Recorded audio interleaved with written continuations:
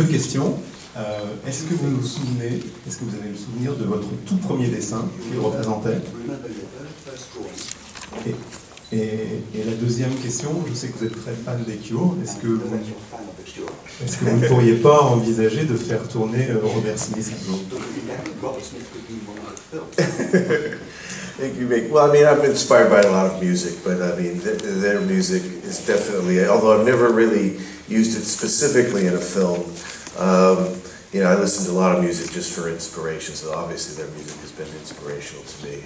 But drawings, you know, my first ever drawing, it was in a cave somewhere, like a cave painting. I don't, you know, I was like any kid, you know, I love drawing, so I think it's like, you know, even before you start to walk or talk, you're drawing. So, but I don't remember exactly the first one.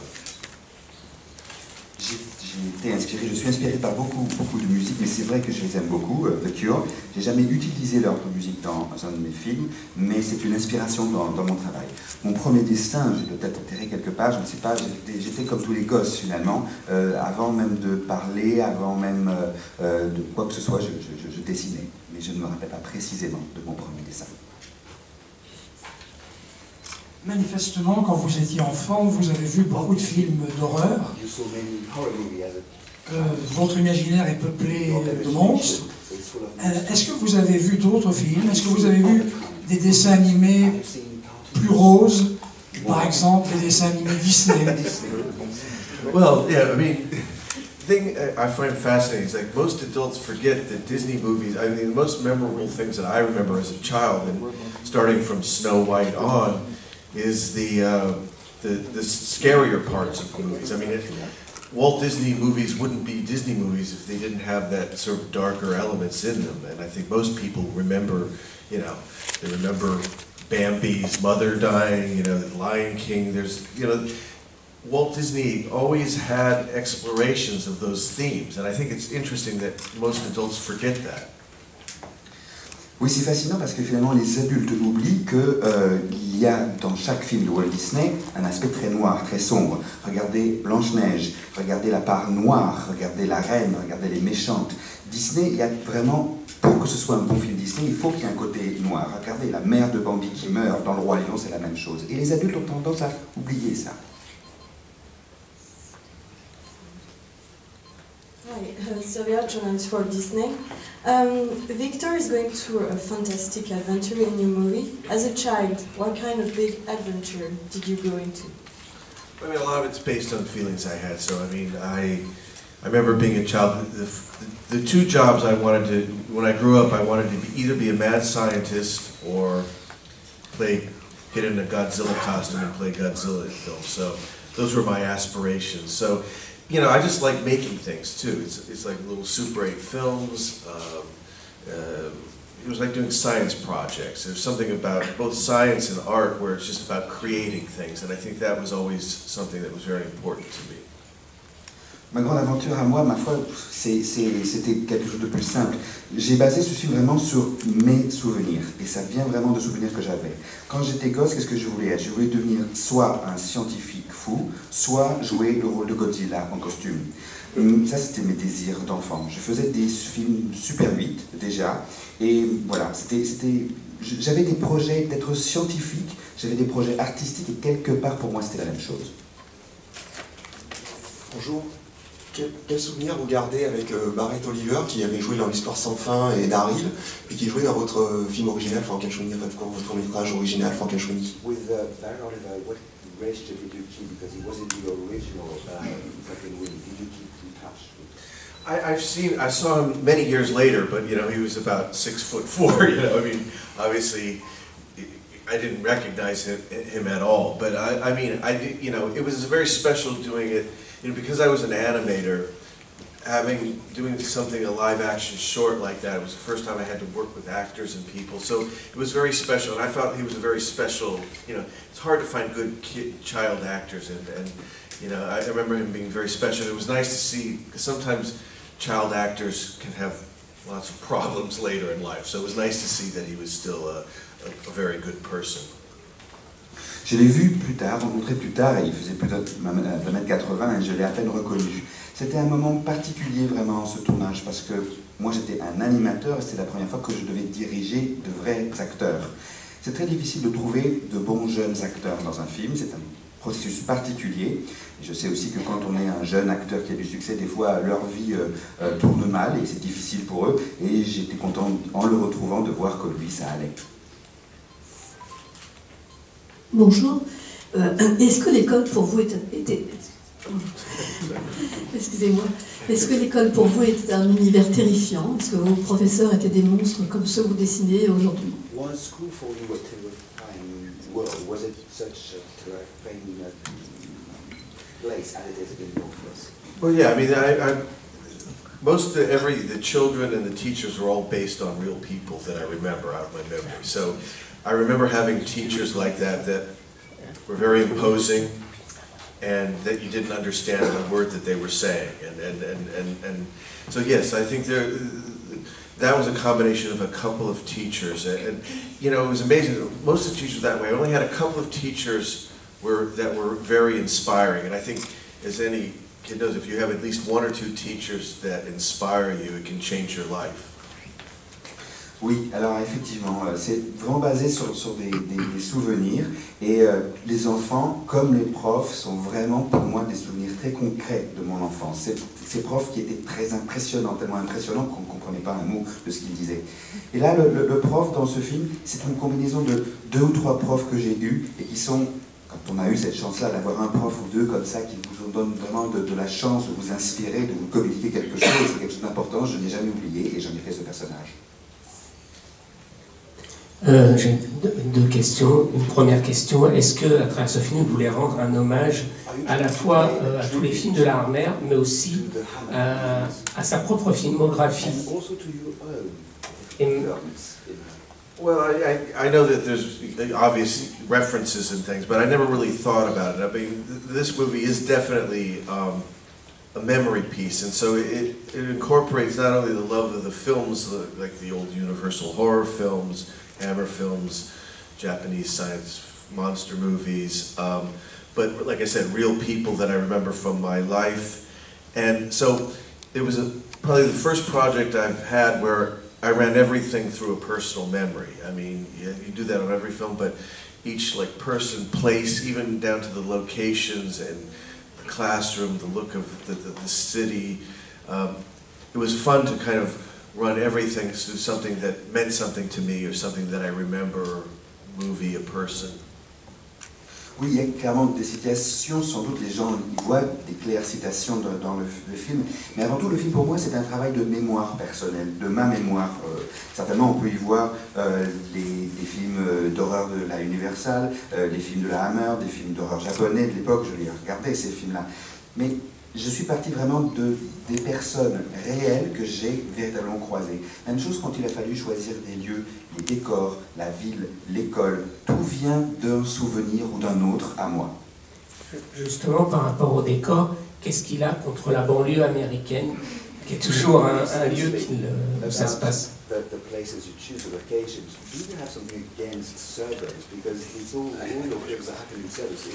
You have something against that? Well, no, I mean, that's where I'm from. I think people think I do, but I did at the time because I didn't feel like I belonged there. But at the same time, you are, part of that upbringing is part of you. So even though I had trouble sort of existing in that environment, now that I'm away from it, I still look back on it because it's part of what makes you who you are. So I think nobody goes through life very easily, and so for me, even though I would never move back to Burbank and live there, it's still a part of my life, and you know, it's part of making me who I am. En fait, la banlieue, je viens de là. Et les gens pensent que je me venge et que je déteste la banlieue. C'est vrai que quand j'ai commencé à faire des films, je détestais et qu'effectivement il y avait cette petite vengeance. Parce que quand j'étais enfant, j'avais du mal à exister à Burbank. J'avais du mal à y vivre, à être une personne. Aujourd'hui, je considère que ça fait tout simplement partie de moi. Jamais plus j'habiterai à Burbank, c'est complètement derrière moi, mais je dois me rendre compte, et j'utilise d'ailleurs le fait, que cela fait partie de la construction de la personne. Quel qualificatif attribueriez-vous à votre enfance? A-t-elle été triste, inventive, révoltée ou interminable? How would you qualify your childhood? Was it sad? Was it inventive? Were you rebellious? Or was it just no end? I think, as most I would think children, it's a mixture of everything. I mean, I don't know any child or adult that is just completely happy. I mean, I think you go through all those emotions in your life, and I think that you have to go through tough times, and that kind of, I think, makes you try to be more creative, try to be more expressive, and sort of break out of something and create something. So, I mean, I wasn't physically rebellious, I was much more quietly rebellious, and I used my, I think, love of horror movies and drawing and things and making things as, you know, sort of a personal form of rebellion. Je crois que comme tous les enfants, j'étais un petit peu tout ça et je passais par tous ces sentiments-là les uns après les autres. Je ne crois pas qu'il y ait d'enfants heureux de façon permanente. On passe tous, ils passent tous par des moments difficiles. Et par ces moments difficiles, on réagit en étant plus créatif, en s'exprimant plus. Je n'étais pas un enfant rebelle, ou alors si je l'étais en secret. Peut-être que c'est mon amour des films d'horreur qui faisait ma différence et ma rébellion.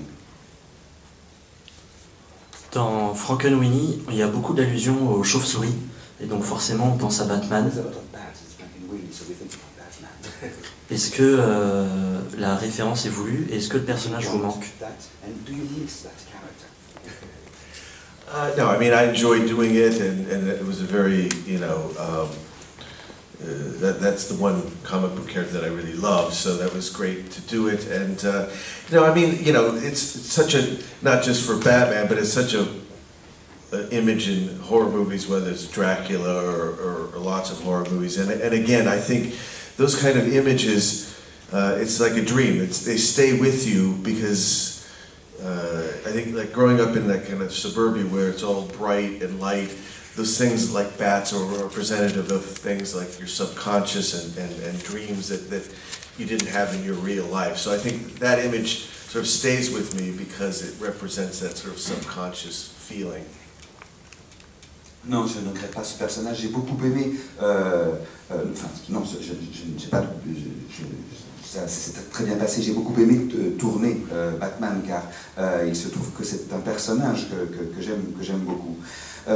Quand on aborde tout ce genre de films, comme les films de Dracula, forcément, il y a des chauves-souris, on y pense toujours, c'est quelque chose, c'est une idée associée. C'est quelque part, dans un film qui se passe ici en banlieue, dans une banlieue plutôt éclairée, plutôt ensoleillée, la chauve-souris, c'est le symbole du rêve, de ce qui est impossible, de ce qui est plus noir, donc c'est venu comme ça.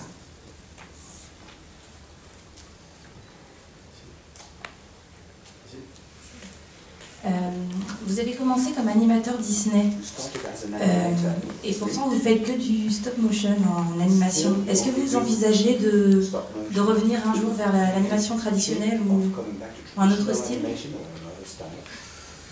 Well, I was not, as I think I've said before, I was not a very good animator, especially doing the Disney style. In fact, they sort of stopped me from doing that because I was not very good at it. So, I mean, I think my initial love of animation came from like Ray Harryhausen films, stop motion, King Kong and those things. There was something about this sort of physical, tactile, you know, taking an inanimate object and having it come to life that just was very exciting to me. And like I said, I think, you know, I grew up watching Disney movies, but the films of like Ray Harryhausen, I think, were the films that really made me interested in animation. Oui, enfin chez Disney, je n'étais pas un très bon animateur, en tout cas dans le style Disney qui régnait chez Disney à l'époque. C'est pour ça qu'ils m'ont empêché, ils m'ont arrêté tout de suite et je n'ai plus été animateur pour eux. Mais en vérité, moi, ma véritable influence, c'était les films réalisés, dont les effets spéciaux étaient réalisés par Ray Harryhausen, et puis aussi King Kong. Et c'est ces films-là qui sont faits en stop motion, image par image, qui ont été vraiment les plus excitants pour mon imaginaire. Les films Disney, pour moi, c'était autre chose.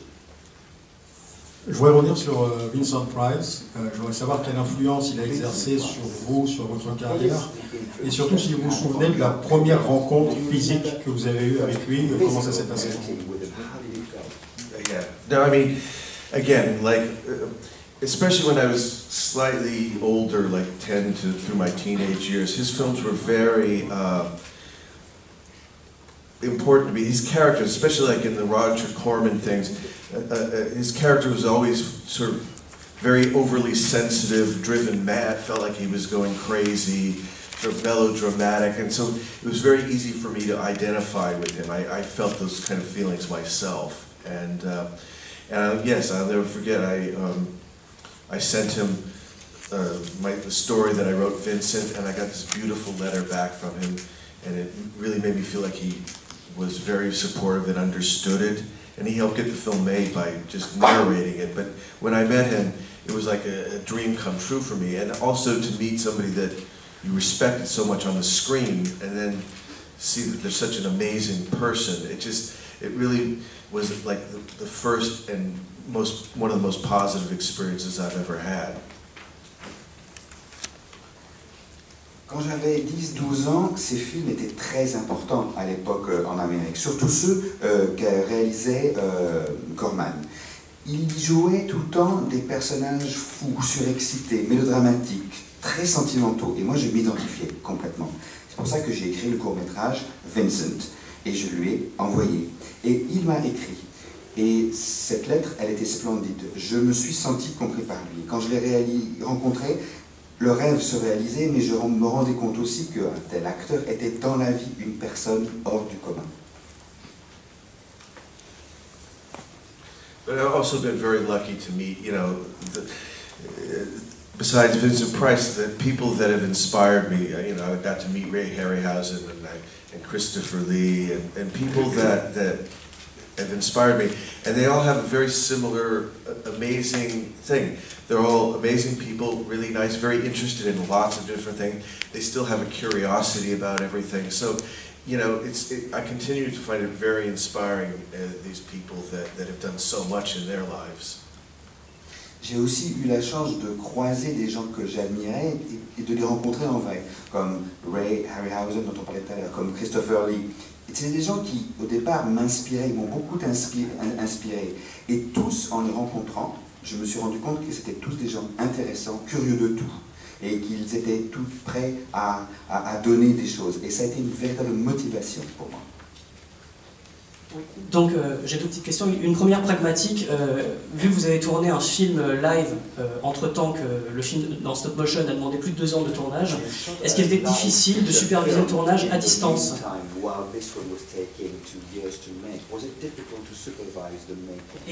Et ensuite, vous avez également placé un caméo de Christopher Lee en live dans un film en stop motion. Est-ce que vous vouliez dire quelque chose de spécial avec ça, ou est-ce que c'était juste une manière de voir Christopher Lee dans le film? Christopher Lee in a stop motion film. Was it something a message you wanted to give, or something you wanted to say? Well, because I felt like Christopher, those films are very real to me, and that being the only real thing in the movie, it made it sort of a thing like, well, these things, they may not seem real to people, but for some of us, they're very real. So that was a special little message that being the only real thing in the movie. And the other part of, the first part of the question was about it was difficult to do. Yeah. No, because it's such a slow motion process. It's different from a live action. I mean, sometimes it might take an animator a week to do a shot in terms of the complexity of it. So, you get very few shots, maybe one a day, maybe one every couple of days, or So it was actually quite a lot of fun. It made actually both projects more exciting in a certain way, and it wasn't a constant overlap. I had a lot of time where I was just focused on this at the right time. So these things take, like I said, we were shooting in East London, and the amount of time it took to do the stop motion film, they built a whole Olympic stadium, So I mean, it shows you how long it takes to make one of these kind of films. Alors, Christopher Lee, c'est quelqu'un dans ses rôles qui est très réaliste en fait pour moi. Pour beaucoup de gens, c'est complètement fou ce qu'il fait, etc., ou inventé. Mais pour moi, c'est une sorte de réalité. Et donc cette vérité, ça m'amusait de la mettre à l'intérieur d'un film, effectivement, avec des marionnettes. Et j'ai trouvé que ça avait un sens, en fait. Et concernant la difficulté éventuelle de mener ces deux projets en même temps, non, c'était au contraire assez facile. Parce qu'un film d'animation, c'est tellement lent à faire. Il y a certains plans, il fallait une semaine pour les réaliser. Il y avait des plans d'habitude, pour réaliser chaque plan, il fallait une journée entière, ou peut-être deux. Et donc c'était plutôt un divertissement pour moi de retourner à ce projet-là, et c'était agréable de passer de l'un à l'autre. Et comme je l'ai dit tout à l'heure à un journaliste, on tournait ce film dans l'est de Londres, et le temps qu'il nous a fallu pour réaliser Frankenweenie, eh bien c'est le temps qu'il a fallu et qui a été nécessaire pour bâtir un stade olympique. Bonjour, ici. Frankenweenie, le court-métrage, est connu pour être l'une des raisons qui a fait que vous soyez parti de chez Disney à l'origine. Est-ce que c'était une sorte de revanche de les voir revenir vers vous et de pouvoir leur imposer de faire le long? Et... Why I was fired, yeah. Oui, j'étais viré, effectivement. Et deuxième partie de ma question, est-ce que le fait de passer d'un court en live à un long en animation est une façon de rendre l'histoire plus accessible? Live and to bring it into a feature which is animation, is it a way to make the story more accessible? Well, it makes it more pure in a sense, because one of the things, after many years, I went back and looked at the original drawings that I had done, and there is something about the original drawings and the stop motion animation and the material and the idea of black and white and 3D, which made it feel like a new project for me. I mean, for me, it was a more pure version of the idea, and because the Frankenstein story and stop motion are quite similar in the sense of taking inanimate objects and bringing it to life. So it just felt like a stronger, and then also, like I said, bringing in the other memories of other children and teachers and things, it just made it feel like a whole different project to me. And also, the studio is completely different. Back when I was working there, you know, it was probably the worst time in the history of animation anywhere, everywhere. And so now animation is much more of a, on all counts, a flourishing, you know, all forms of animation are happening. And so it's a different time and it was a different company. Concernant les deux versions, j'ai l'impression d'avoir réalisé une version plus pure, plus sincère. Parce que j'avais commencé mon court-métrage en faisant des dessins préparatifs. Et ces dessins de l'époque, quelque part, je les avais aussi en... De réaliser aujourd'hui un film d'animation en 3D, finalement, c'était plus logique. C'était une façon vraiment plus pure de réaliser ce projet. Et puis il y a aussi que, bon, on utilise le thème de Frankenstein, et Frankenstein, qu'est-ce que c'est? C'est qu'il donne la vie à des objets inanimés. Or, justement, voilà exactement ce qu'on fait en faisant de l'animation, image par image. On donne la vie à des personnages inanimés. Et donc, les deux expériences, pour moi, les deux films sont extrêmement différents dans leur approche. Concernant votre question sur Disney, Disney hier, quand j'ai travaillé, Disney aujourd'hui, c'est quand même pas du tout la même société. À l'époque, là-bas, c'était la pire époque pour le cinéma d'animation, pas seulement chez Disney d'ailleurs.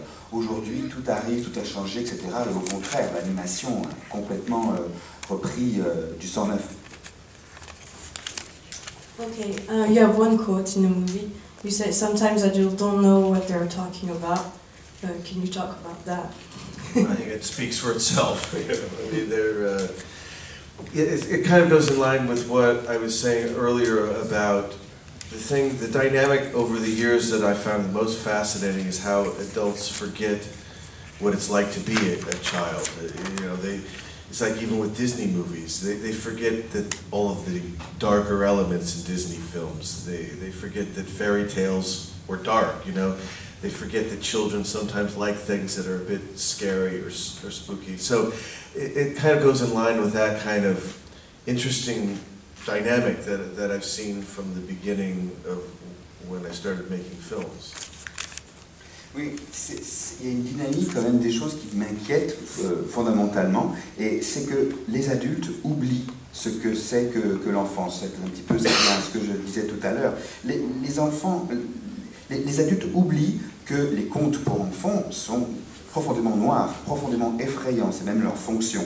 Et c'est intéressant de voir à quel point les adultes finalement finissent par oublier cela et à se trouver un peu déconnectés de ça. C'est le sens de la réplique du film que vous citez. Je voudrais savoir, à la base, en général, vous avez beaucoup d'amour pour les personnes qui sont un peu des monstres, des frites.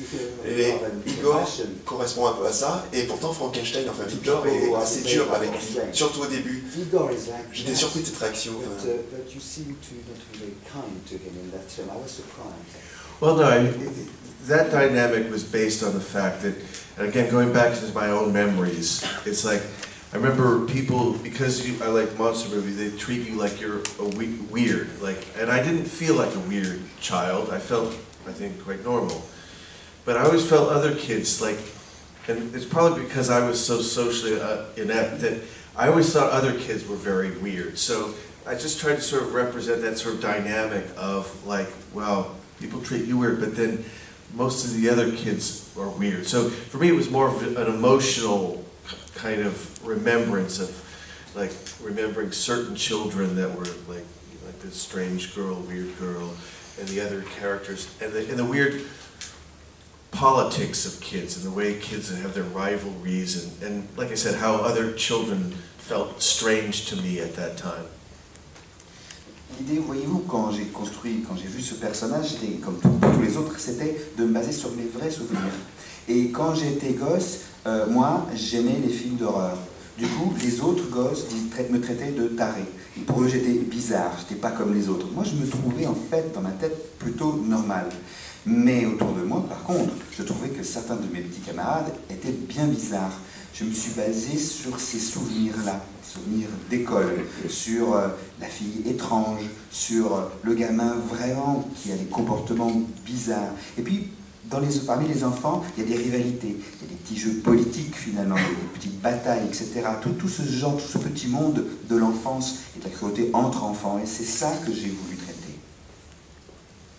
J'avais deux questions. La première, c'était, je voulais savoir si le fait de vous replonger dans Frankenweenie vous a permis de trouver une nouvelle inspiration. Et la deuxième question, je la donne tout de suite. On a parlé de Vincent tout à l'heure et je voulais savoir si on aura droit un jour à une version live, une version longue en stop motion.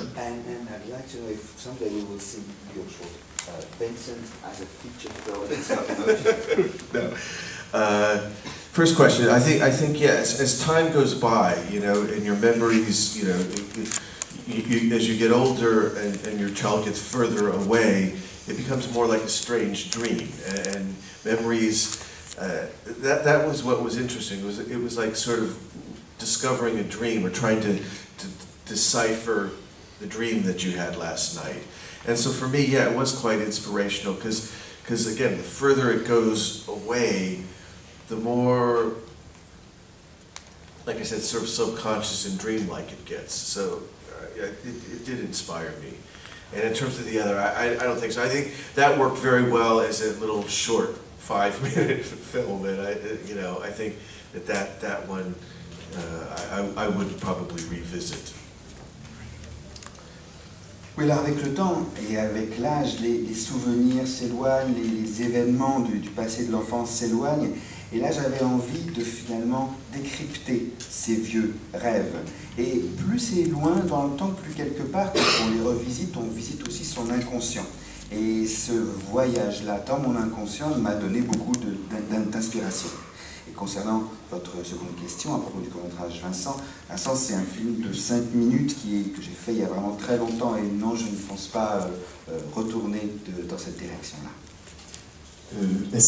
Est-ce que, ici, devant, est-ce que vous pouvez décrire Tim Burton au travail en période d'écriture? Est-ce que vous êtes très discipliné? Est-ce qu'il y a des heures? Qu'est-ce que vous écoutez comme musique, etc. I'm not very disciplined at all. I think what I do try to do is find time because, you know, life has a way of, especially if you have a family and you have responsibilities, I think what you always try to find time is where you're not doing anything. And that's why technology often, that's why I don't go on the internet very much. I try to have time to just, you know, look and stare out the window at clouds or, you know, the leaves blowing in the trees, because I think those are the times where you get most kind of quiet inspiration, you know, whether it's just listening to music or just silence. And because there's so much things bombarding us, the most important time is the time by yourself where it's very private and, you know, maybe it not seem like you're doing anything, but that's where the most inspiration comes sometimes. Non, je n'ai aucune discipline. Juste ce que j'essaie de trouver, c'est de trouver du temps. J'essaie de me donner du temps, parce que quand on a une famille, quand on a des responsabilités d'adulte, c'est très difficile. J'essaie de me donner du temps pour ne rien faire. Avec la technologie d'aujourd'hui, avec l'Internet, moi j'essaie de passer vraiment le moins de temps possible sur Internet parce que je trouve que c'est très chronophage. J'aime me donner le temps de regarder le paysage par la fenêtre, d'écouter de la musique ou même d'être dans le silence.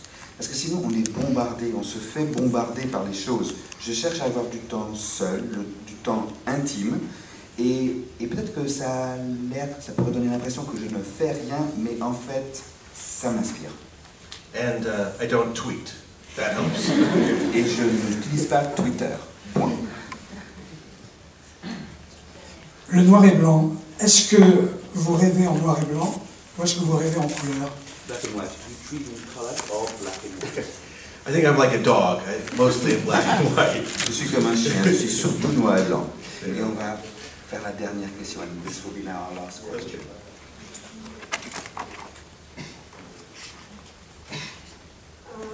Frankenweenie is clearly a tribute to old movies and movies and genre. And there's a big debate right now about whether we should go into the digital era and forget about traditional filmmaking. Was it a way for you to show to the world that we can mix and match and different techniques? Il y a un grand débat en ce moment dans l'industrie du cinéma. Est-ce qu'on se jette dans le numérique? Est-ce que l'on oublie ce qu'a été l'analogique 35 mm? Est-ce que finalement le film et les techniques que vous mélangez, que vous combinez, est-ce que c'est pas un moyen de donner votre avis sur la question et d'essayer justement de faire fonctionner ces deux conceptions techniques? Yeah, I mean, that's what I love about stop motion so much, is that it goes back to the beginning of cinema. I mean, it really is, you know, it's all handmade, and that's what I love about it. It's like, it reconnects you to film. It's like, all the props are handmade, painted, the sets, it's lit like an old movie. And for me, especially, you know, growing up in Los Angeles, being part of the movie industry, it's treated as a business, and doing this type of animation really reconnects you to why you like making films. And to me, no matter what technology does, there's still the heart and root of, you know, cinema from the beginning that is, I think, why most people, myself included, like making films. So keeping that connection, I think, is really important. Oui, cette technique d'animation image par image, elle revient à l'origine même du cinéma, parce que tout est fait à la main, tout est vraiment manipulé par des artisans, on éclaire à l'ancienne et on fabrique le film image, 24 images par seconde, vraiment. Et moi je viens de Los Angeles, et à Los Angeles le cinéma c'est un commerce. Là quand on fait ça, image par image, on fait vraiment comme un geste d'amour envers le cinéma. Quelle que soit la technique qu'on utilise, c'est ça qui est important. Revenir à l'amour du cinéma, et c'est comme ça que l'on peut et l'on doit faire des films. Merci à tous. Merci.